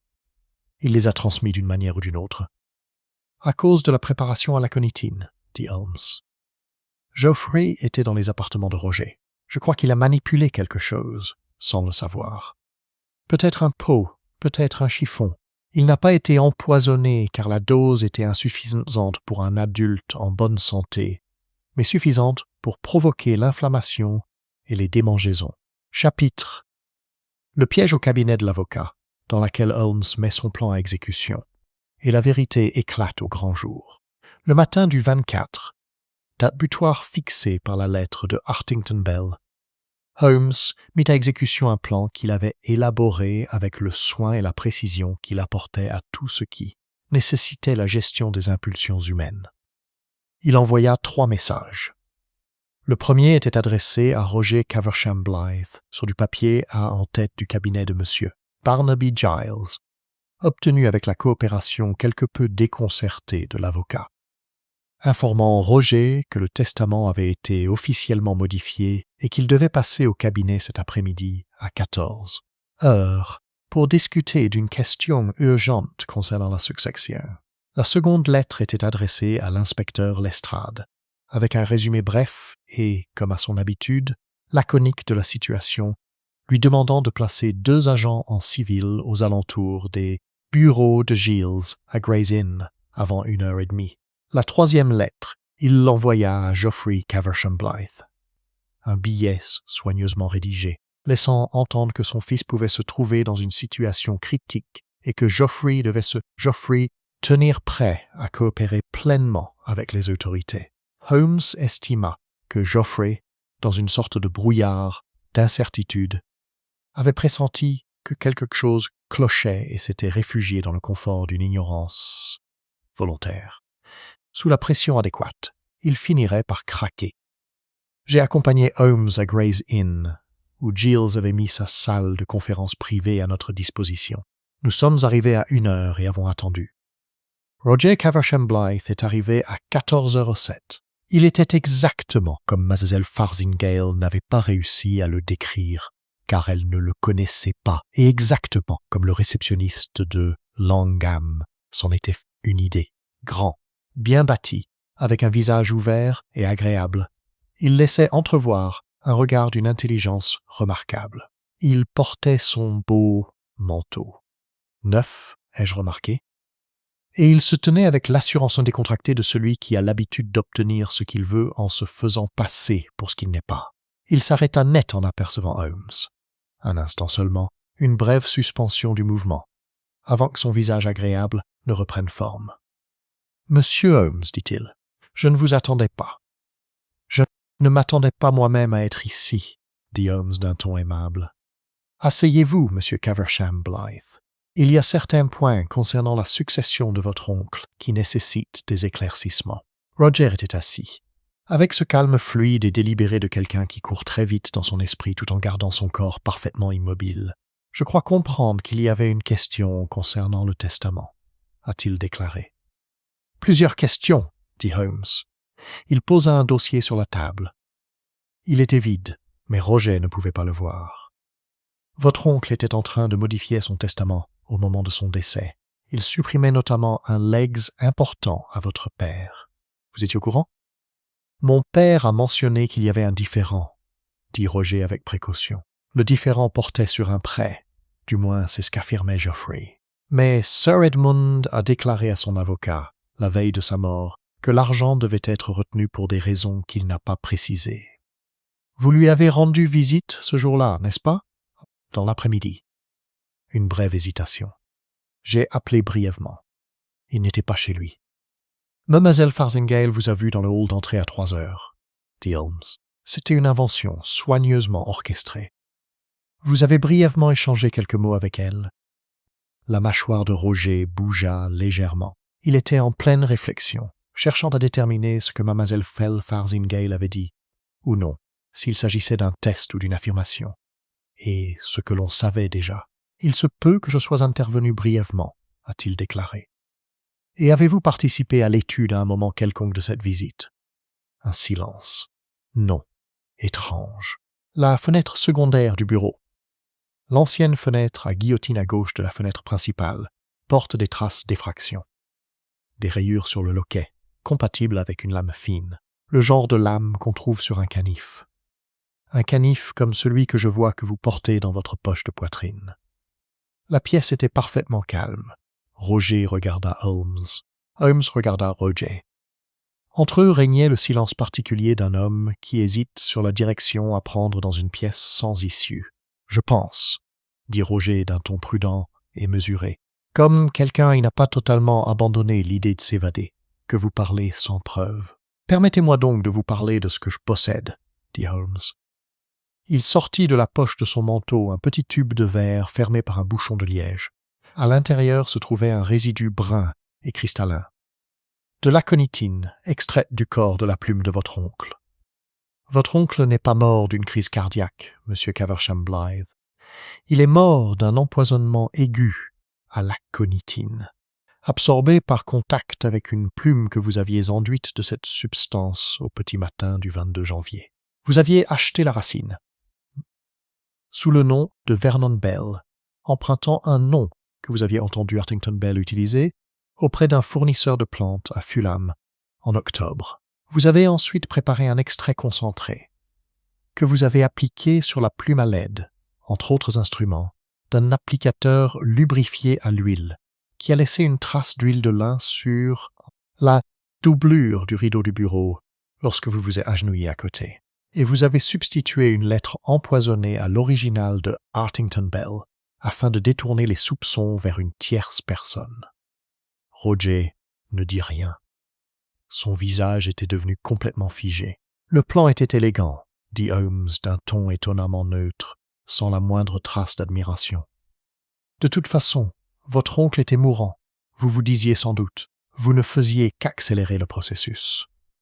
Avant que son testament ne soit modifié au détriment de votre famille. La lettre du maître chanteur vous fournissait à la fois le moyen de détourner l'attention et, pensiez-vous, un coupable tout trouvé. Il marqua une pause, mais le papier du maître chanteur porte un filigrane absent de la lettre empoisonnée. La plume porte des traces de poison, et vous avez été vu par un employé de l'établissement botanique de Calder Prosper, par le réceptionniste du Langham et par au moins un autre témoin que je ne nommerai pas pour l'instant. La porte s'ouvrit. L'inspecteur Lestrade entra, suivi de 2 agents de police imposants et très robustes. Roger regarda une dernière fois Holmes, un long regard dans lequel je lus plusieurs choses en succession rapide. Du calcul, de la fureur, puis finalement un effondrement qui aurait presque pu être du soulagement. Il ne dit rien. Il resta debout, sans protester, tandis que les agents s'approchaient de lui. « Bien joué, Holmes », dit Lestrade, avec l'assurance désinvolte d'un homme qui avait reçu des instructions précises et les avait exécutées. « Je demanderai un compte rendu complet. Vous en aurez un, » dit Holmes. Il regardait déjà par la fenêtre. Chapitre 12. Holmes explique le fil, dans lequel l'enchaînement complet des événements est exposé. Et Watson s'étonne de ce qui était caché à la vue de tous. Nous sommes retournés à Baker Street ce soir-là. Et Holmes, qui était resté d'un calme presque surnaturel tout au long des événements de l'après-midi, semblait se détendre par étapes, tandis que nous installions devant le feu. Manteau enlevé, pipe allumée, longues jambes allongées, un verre de brandy à portée de main qu'il sirotait plutôt qu'il ne buvait. J'avais mon carnet. Je l'avais rempli tout au long de la journée, mais il restait des lacunes, des endroits où la logique devançait ma compréhension. Et je l'ai dit. « Expliquez-moi tout. » ai-je dit, depuis le début. Toute la chaîne. Holmes resta silencieux un instant, fixant le feu. « Il y a 20 ans, commença-t-il, Sir Edmund Caversham Blythe et son associé Hartington Bell étaient impliqués dans un projet au district de Barapur, au Bengale. La culture forcée de l'indigo, cette pratique, bien qu'interdite par la loi, était encore courante et illégalement menée par des marchands et des administrateurs britanniques qui fermaient les yeux. Ils n'étaient pas seuls. Geoffrey Caversham Blythe y participait également, de façon plus marginale, mais Edmund était le seul à avoir des relations dans la fonction publique. Et c'est lui qui, lorsque l'affaire attira l'attention des autorités début 1877, parvint à faire enterrer les documents. Il paya pour cela. Il paya Hartington Bell, comme le confirmait la carte trouvée dans son bureau. Il pensait l'affaire close. Mais Hartington Bell est revenu, ai-je dit.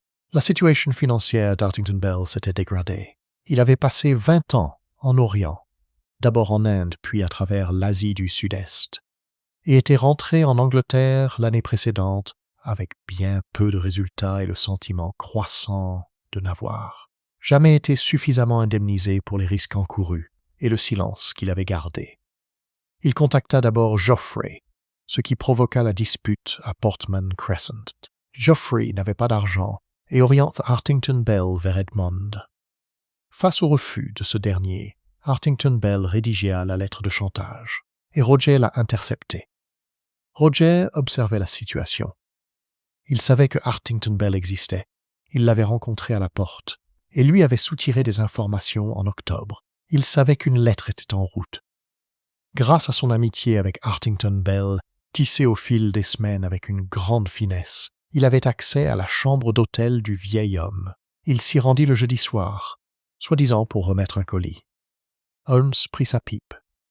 Il ne prit pas l'original de la lettre. Cela aurait été remarqué. Au lieu de cela, il en recopia le contenu, en rédigea une nouvelle version sur du papier préparé à l'aconitine, la glissa dans une enveloppe blanche neuve et la posta le jeudi soir. Hartington Bell posta sa propre lettre le matin du 19, le samedi. Celle de Roger arriva avec le courrier du lundi, légèrement en avance, car il l'avait postée d'une boîte aux lettres plus proche de Mayfair. Et Edmond reçut le remplaçant, et il mourut 45 minutes après l'avoir touché. Du moins, c'est ce qu'il semblait, mais l'aconitine sur le papier, bien que réelle, était à une concentration qui n'aurait peut-être pas été fatale à un homme en bonne santé.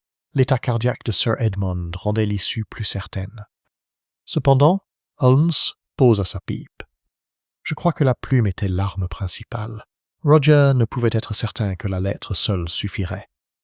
Il lui fallait une solution de secours. Il entra dans le bureau par la fenêtre secondaire aux petites heures du mardi matin, alors que la maison dormait, et appliqua l'aconitine sur la plume. Sir Edmund, comme à son habitude, confirmé par Mademoiselle Farthingale, qui préparait sa correspondance chaque matin, prenait cette plume dans les 10 premières minutes suivant son arrivée à son bureau.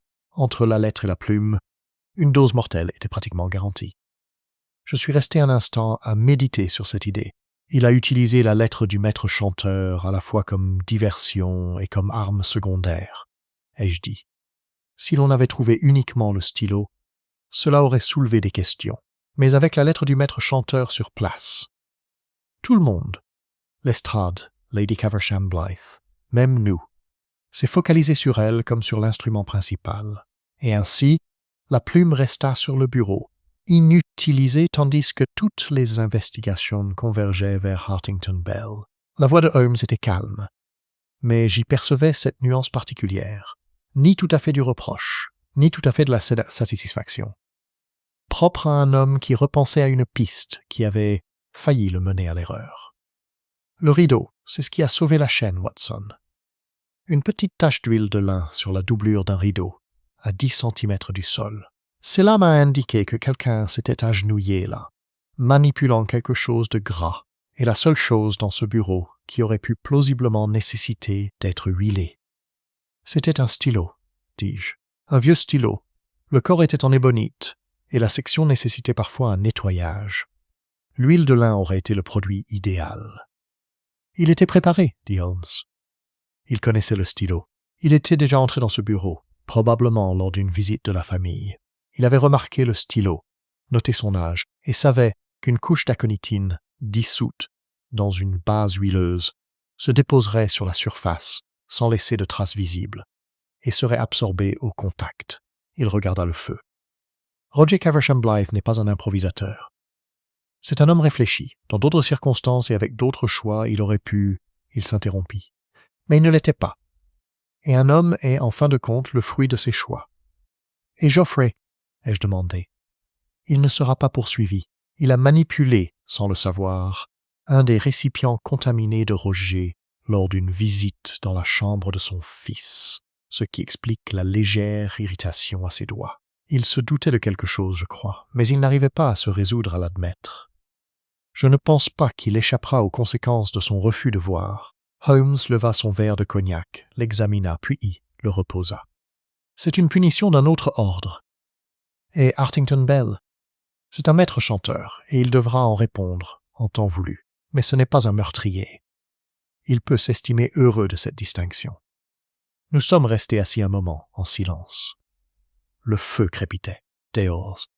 Un taxi est passé sur Baker Street, ses roues sifflant dans le froid humide. « Je dirais ceci, » dit enfin Holmes d'une voix calme. « C'est un plan diaboliquement bien conçu, sans une tache d'huile sur la doublure d'un rideau et un filigrane mal placé. Ou plutôt absent là où il aurait dû être. Il aurait parfaitement fonctionné. Qu'est-ce qui vous a frappé dans le filigrane ?» ai-je demandé. « Quand y avez-vous pensé pour la première fois ?»« Quand j'ai examiné le papier en tête de Langham, dit-il, chaque feuille portait la marque. Je me suis alors dit, Hartington Bell est un homme méticuleux à certains égards. Il a choisi le papier de son hôtel pour écrire la lettre car il était suffisamment anonyme, mais il a soigné la annonce presentation. Il a utilisé ce qu'il avait sous la main. Et ce qu'il avait sous la main était filigrané. La lettre que nous avions, la lettre empoisonnée, n'en avait pas. Il haussa les épaules. Après cela, la structure de la supercherie est devenue évidente. Il prit son violon. « Holmes, dis-je, vous avez dit tout à l'heure que sans le rideau et le filigrane, le plan aurait pu réussir. Cela vous inquiète-t-il » Il frotta l'archet une fois sur les cordes, une seule et longue note qui resta suspendue dans l'air. « Tout ce qui frôle la catastrophe m'inquiète, Watson, dit-il. C'est pourquoi je fais attention au rideau. » Chapitre 13. Le rapport de Lestrade et le verdict de Lady Caversham Blythe, dans laquelle la machine officielle se met en marche, et la femme au centre de l'affaire rend son jugement. L'arrestation officielle de Roger Caversham Blythe et l'enquête policière qui s'ensuivit se déroulèrent avec la méthodique et implacable rigueur qui caractérise, et qui est aussi source de frustration, Scotland Yard. L'inspecteur Lestrade, à son crédit, poursuivit l'affaire avec une diligence que Holmes était parfois disposé à lui accorder. Et en une semaine, les preuves étaient suffisamment solides pour que le menal, dossier soit, au sens juridique du terme, clos. Le stylo fut analysé par le chimiste de la police métropolitaine, qui révéla des résidus d'alcaloïdes d'aconityne à une concentration qui, selon Holmes, aurait suffi. Combiné à la dose plus faible, contenue dans la lettre, a provoqué un arrêt cardiaque chez un homme de l'âge et de la condition physique de Sir Edmund. Calder Prosper, le fournisseur de plantes de Fulham, identifia Roger sur une photographie comme étant le jeune homme, qui avait acheté des plantes séchées à Coney, Féroce Route, signe à Vernon Bell. Le réceptionniste de l'hôtel Langham fit de même. L'élément le plus accablant était le matériel chimique découvert dans la chambre de Roger à Bayswater. Un ensemble complet d'appareils d'extraction et de concentration, à parois de verre, méticuleusement nettoyés, mais pas totalement. L'analyse par Holmes des résidus présents dans la verrerie fut confirmée ultérieurement par le chimiste de la police. De l'aconityne préparée avec de l'alcool et fixée dans une base d'huile de lin, exactement comme prévu. Geoffrey Caversham Blythe a fait une déclaration spontanée à l'inspecteur Lestrade dans laquelle il reconnaissait avoir eu connaissance des difficultés financières de Roger, du différend concernant le Wrecked-Host testament, et avoir, honteusement, comme il le disait lui-même, évité de demander des explications à son fils lorsque le comportement de ce dernier, dans les semaines précédant la mort de Sir Edmund, lui avait paru inhabituel. Il n'a pas été inculpé. Cela n'était pas nécessaire.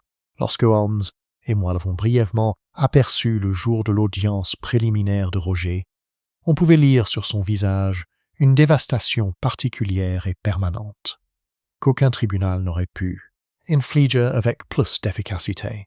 Hartington Bell fut interrogé, mis en garde, puis finalement poursuivi pour tentative d'extorsion, accusation pour laquelle il écopa d'une amende et d'un avertissement judiciaire sévère. Comme Holmes l'avait prédit, il se montra vaguement reconnaissant de la distinction faite entre extorsion et meurtre.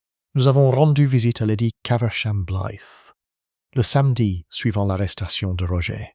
Elle nous a reçus dans le même salon où nous avions pris le thé avec elle pour la première fois, et elle était, comme elle l'avait été tout au long de la journée, calme et posée, de cette manière si particulière qui témoignait d'une femme ayant passé sa vie à maîtriser ses émotions en les canalisant de façon constructive. « Je savais qu'Edmund avait des secrets, dit-elle, une fois que Holmes eut exposé la situation finale.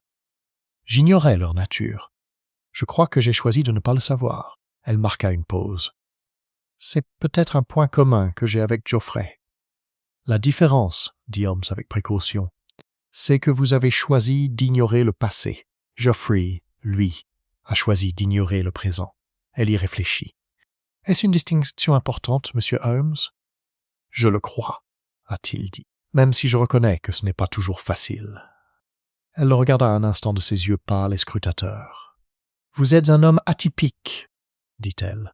On me le dit souvent. Ah, déclarait Holmes. Classe. Généralement sur un ton qui laisse entendre que ce n'est pas tout à fait un compliment. Un sourire fugace effleura son visage. Le premier, je crois, que nous lui ayons vu. Dans votre cas, monsieur Holmes, c'est les deux. Elle nous accompagnait jusqu'à la porte. Sur le seuil, elle s'est arrêtée. La lettre, dit-elle. La lettre de Hartington Bell, la vraie, a-t-elle jamais été retrouvée? Non, répondit Holmes. Roger l'a très probablement détruit après en avoir copié le contenu. L'original n'existe plus que dans la mémoire de Hartington Bell et dans les archives relatives aux événements de Barapour en 1876. Il marqua une pause. Ces archives, le dossier volé au bureau de Sir Edmund, nous ne les avons pas retrouvées non plus. Elles sont peut-être en possession de Roger, ou bien elles ont été détruites. Compte tenu des lois sur l'indigo et du temps écoulé, leur portée juridique est limitée. Elle hocha lentement la tête. Alors certaines choses restent enfouies. Dans toute enquête, a déclaré Holmes, il y a toujours des pistes qui mènent sous terre et qu'on ne retrouve pas. On peut démêler une grande partie du nœud. Mais il y a toujours une dernière boucle. Il mit son chapeau et descendit les marches. Je le suivis. Arrivé sur le trottoir, je me retournai un instant. Et Lady Caversham Blythe était toujours sur le seuil, le crêpe noir du heurtoir flottant légèrement dans le vent de janvier, nous regardant partir, avec une expression que je ne saurais définir, ni chagrin ni soulagement, mais quelque chose entre les deux, dans ce vaste territoire mal exploré où les deux émotions coexistent. Chapitre 14. Holmes, la fenêtre, dans lequel Watson consigne l'affaire par écrit, et Holmes formule sa dernière observation d'une sobriété caractéristique. 3 semaines s'étaient écoulées depuis le dénouement de l'affaire Caversham Blythe. C'est ainsi que je l'appelais, dans mes notes privées, bien que je susse que Holmes trouvait ces titres un peu théâtraux, lorsque j'achevai enfin mon récit et pris le temps de le relire. J'étais seul à Baker Street. Madame Watson était rentrée de Bath, et je rendais l'une de mes visites habituelles du soir à Holmes, qui, de nouveau entre deux affaires, montrait les premiers signes de Nembach, cette agitation familière. Il était à la fenêtre quand j'ai fini ma lecture. Debout dans la lumière du réverbère, dos à la pièce, les mains derrière le dos, observant Baker Street, dans cette pose que j'avais tant de fois, fit Wandels imaginer au fil des ans qu'elle me semblait un portrait aussi caractéristique que n'importe quel artiste aurait pu le faire, Stair. La rue en contrebas était calme. Quelques taxis, un allumeur de réverbère qui s'affairait le long de la rangée, une femme pressée par le froid, un panier sur le bras. « Eh bien » ai-je dit. « Eh bien quoi, le comte? Avez-vous des corrections à apporter ?» Il resta silencieux un instant. « Vous avez exagéré la rapidité avec laquelle j'ai pris conscience de l'importance de cette tache sur le rideau, » dit-il. Je l'ai classé et je l'ai presque oublié. C'était le filigrane qui a révélé la structure de l'objet. L'exactitude exige que cela soit noté. Je vais le corriger, dis-je en prenant des notes. Autre chose? Vous m'avez décrit comme brillant à 3 reprises. Je vais le réduire à 2. Un seul suffirait. Il regardait toujours la rue. Vous avez également écrit que l'affaire avait été résolue par simple déduction, Watson. Ce n'est pas tout à fait exact. Le fait qu'Hartington Bell soit entré de son propre chef dans Baker Street était une chance heureuse et imprévue. C'était aussi une conséquence de votre travail précédent, ai-je dit. Vous l'aviez déjà retrouvé. Il aurait pu venir à nous, ou nous aurions pu aller à lui. Le résultat était le même. Il resta silencieux un instant. Un stylo, dit-il. Tout l'édifice reposait sur un stylo. Chaque matin, un homme s'assoit à son bureau. Il prend son stylo. Il le fait machinalement, par pure habitude, par pur automatisme. Et c'est cette habitude qui l'a tué. Il se détourna légèrement de la fenêtre. Il y a quelque chose de profondément déplaisant, Watson, dans l'instrumentalisation de la routine, de l'ordinaire, de l'insignifiant. Un silence. C'est aussi pourquoi les choses ordinaires méritent notre attention. Je crois que c'est là, en résumé, la philosophie centrale de votre méthode. N'en faites pas une philosophie, a-t-il dit. C'est simplement une observation. Et l'observation, dis-je, est simplement « Concentrez-vous, dit-il. Portez votre attention librement, sans rien attendre en retour sur ce qui se trouve devant vous. La lettre, le rideau, la plume, l'huile. Il se retourna vers la fenêtre. Chaque jour, les gens passent devant 1000 choses importantes. Il les voit. Il n'y prête pas attention. C'est tout. J'ai rassemblé mes papiers. Holmes, dis-je en enfilant mon manteau, dans votre examen de cette affaire, le poison, le plan, les lettres, y a-t-il eu un élément qui vous a véritablement surpris? Non pas les détails techniques, mais l'aspect humain. Il y réfléchit un moment. Le lampadaire en contrebas dessinait sur la vitre une silhouette fine et précise. Roger Caversham Blythe, dit-il enfin. Il était assez intelligent pour comprendre que le meurtre le plus simple est celui qui ressemble à un accident, à une conséquence. Il était assez patient pour attendre les circonstances propices. Il était même, à sa manière, méthodique. Il resta silencieux. Et pourtant, il a commis 2 erreurs qui, prises individuellement, auraient pu le perdre.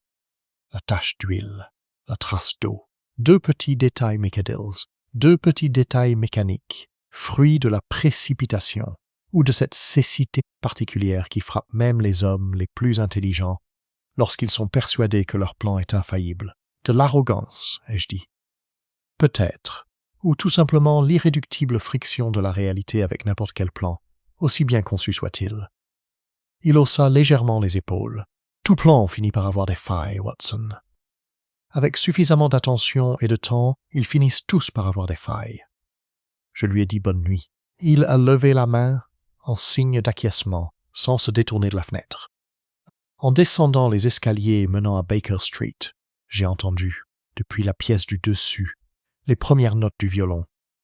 Une mélodie lente et exploratoire qui n'était pas encore tout à fait un air, cherchant sa forme dans le silence de cette soirée d'hiver déserte, se frayant un chemin à travers le silence vers quelque chose qui pourrait éventuellement devenir de la musique.